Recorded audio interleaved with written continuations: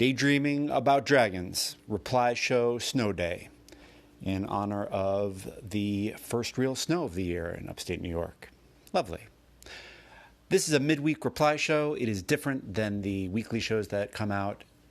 Those shows have a bit about actual play and some kind, and then Inspiration Goat, in which I talk about a piece of media that's inspiring my gaming.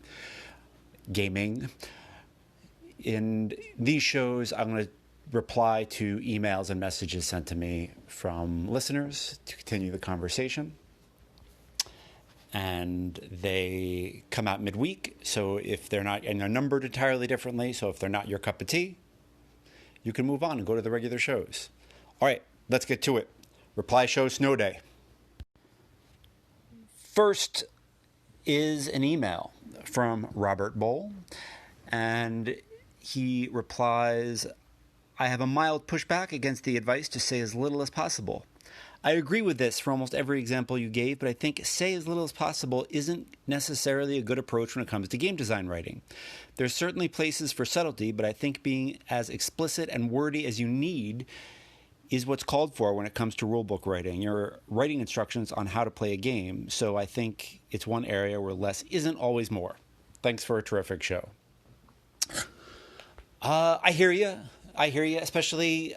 I mean, I know you're in the midst of editing, Rob, and game design writing, so I hear you. I poked a nerve, and I think generally you're right, but, man, I like less is more.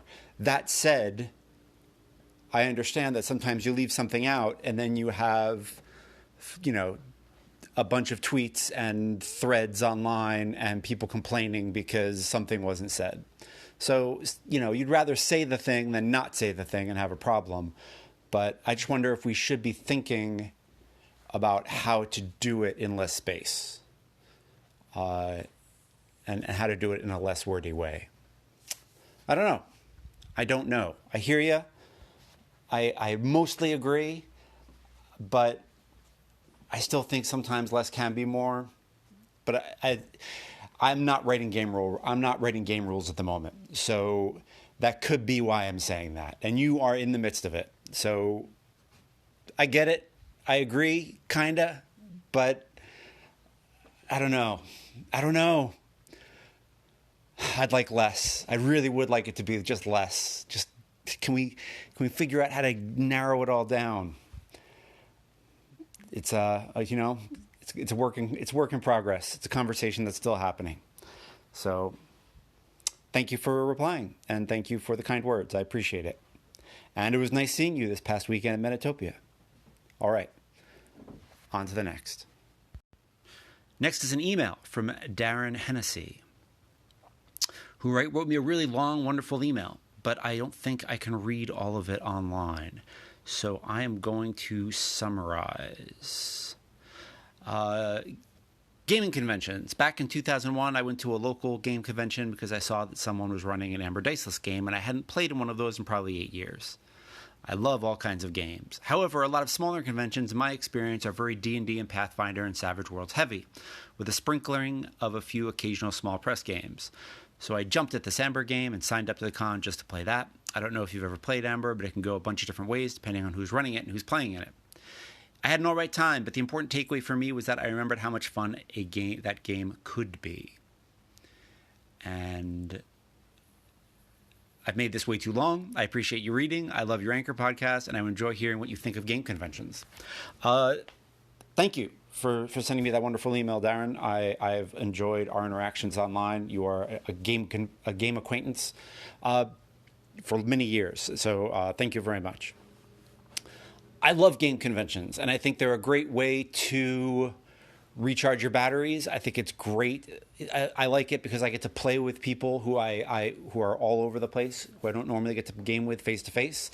It's also a nice way for you to game. Sometimes if there's someone in your group who's usually the GM, it's nice for them to be able to jump into a game and play. And it's especially good if you start thinking about them as learning experiences no matter what. So I just came back from a weekend at Metatopia, which is a game design conference, really, more than a game convention. And the cool thing about it and the mindset I want to take going forward to all games and all gaming is that because we're playtesting things, even if the game doesn't go well, even if there's a problem, even if there's a hiccup, it's nice because we get to help someone and talk about it. And there's this culture of, hey, at the end of the session, let's talk about what we thought about the game in very clear ways that the game designer can design better games. And I love that. And it makes every game fun because even if it didn't go great, it is satisfying to be able to, someone to be able to ask for help and to be able to help them. Okay, so that's nice. I like that. That changes our expectations of game design. Also, the other thing that changes in Metatopia is the slots. The game slots are 2 hours, so we've got to move pretty briskly. Okay, so what do I think of gaming conventions other than that? I enjoy them. I'm not a huge fan of 4-hour one-shots. I think my ideal game convention, I would love to run a 3-shot at a game convention or a 4-shot. Where I run a game every day with the same group. I think that would be really fun, but it's a big commitment to ask. It's huge, and I don't know. It's a lot to ask. There are long cons or Christicons, which are cool, in which you get together and play with play the same game over a weekend, and play up to maybe even 2 slots a day, which is really cool. I think that type of thing, that long con, Christicon vibe, might be where my sweet spot is game convention-wise. Because I find even as great as a one-shot can be, I always am thinking to myself, man, the next game would have been even better. Now that we've built up this momentum, we're all just going to go our separate ways. I really want to play on that momentum. So that's what I'm thinking about game cons. I love them, and I think everyone should go out and try them. It's a nice way to meet new people. And as with Metatopia, it was a nice way for me to take gaming acquaintances and turn them into friends. And the way I do that is by sharing meals. So Metatopia, I got to see old friends. I got to see Rob and Rebecca, but I also got to share dinner with Strash and Lauren, who I've been playing for ages with in our Bluecoats game, but I've never actually shared a meal with them.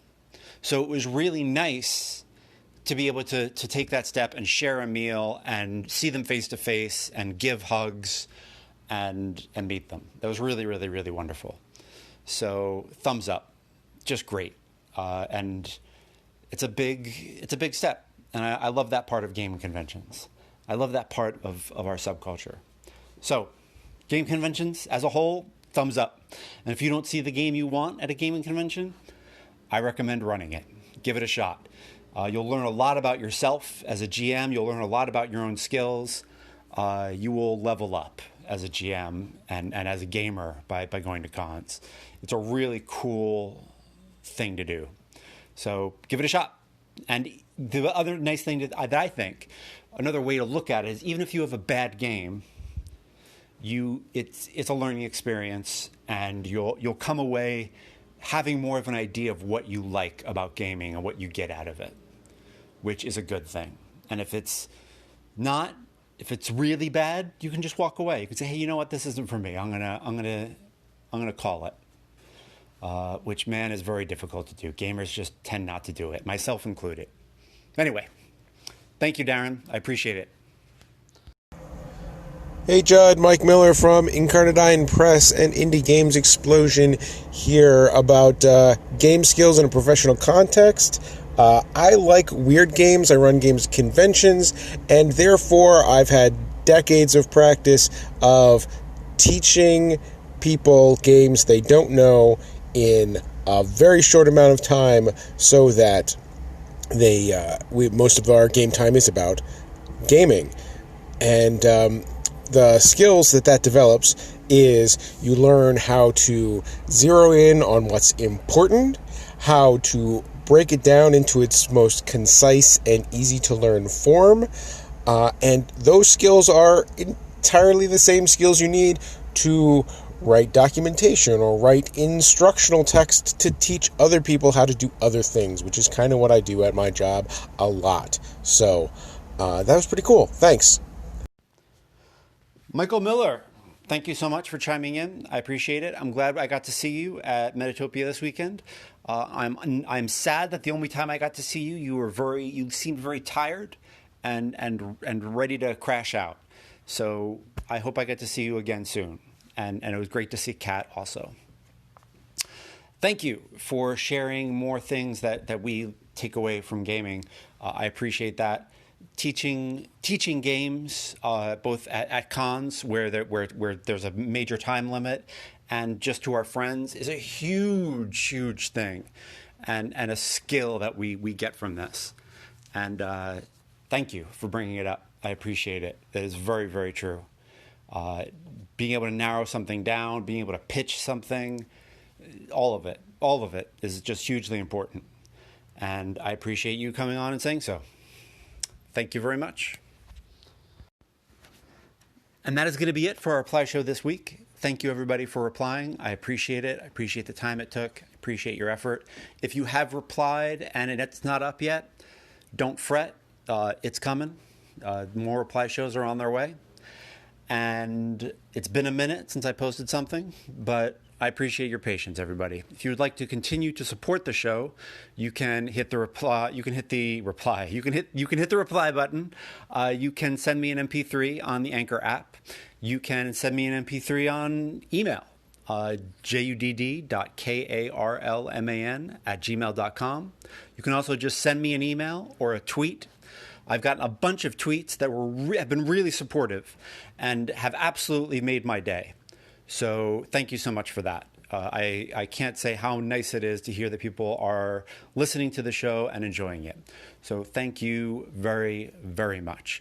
And there's also a support this show button, and you can buy or you can purchase the Dictionary of Moo, which is my fantasy setting supplement for the role-playing game Sorcerer. Set up as a dictionary from another world. So pick it up. Let me know what you think. And I'm going to go shovel off my car so I can get to work. And I'll see you all later. Have a good one, folks. Stay warm.